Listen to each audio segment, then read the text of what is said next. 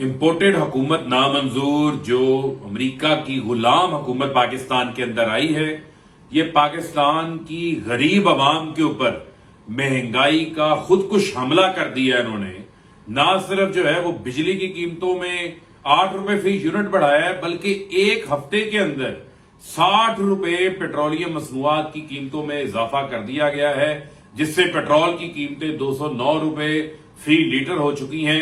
اس سے مہنگائی کا ایک بہت بڑا سونامی آنے والا ہے، جس سے پاکستان کی 40% آبادی جو خطۂ غربت کی لکیر کے نیچے رہتی ہے، ان کے لیے زندگی گزارنا مشکل ہو جائے گی۔ یہ حکومت جو پچھلے 50 دن کے اندر مہنگائی کا وہ طوفان لے کر آئے ہیں، جس سے پاکستان کا ہر آدمی اس وقت مشکل کا شکار ہو چکا ہے۔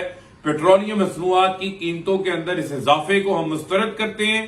یہ حکومت کے عیاشیاں للے تللے اسی طرح جاری ہیں، لیکن اس کی قیمت جو ہے وہ پاکستان کی عام عوام کو ادا کرنا پڑ رہی ہے۔ 3 روز کے بیرونی دورے ہو رہے ہیں، بڑے بڑے وفود جو ہے وہ باہر جا رہے ہیں، عوام کے اوپر جو ہے وہ سرکاری خزانے کے اوپر بوجھ ڈالا جا رہا ہے، غریب کے اوپر جو ہے اس کی جیب پر ڈاکہ مارا جا رہا ہے۔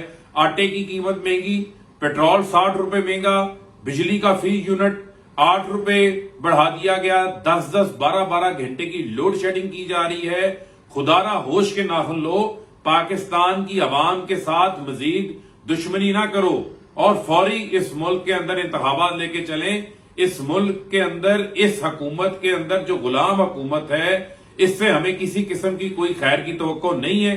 کل انشاءاللہ جمعے کے بعد پاکستان کی عوام بھرپور طریقے سے اپنے اپنے ضلعوں میں احتجاج کے لیے باہر نکلیں، اس مہنگائی کے خلاف، لوڈ شیڈنگ کے خلاف، پیٹرولیم مصنوعات کے اندر اضافے کے خلاف۔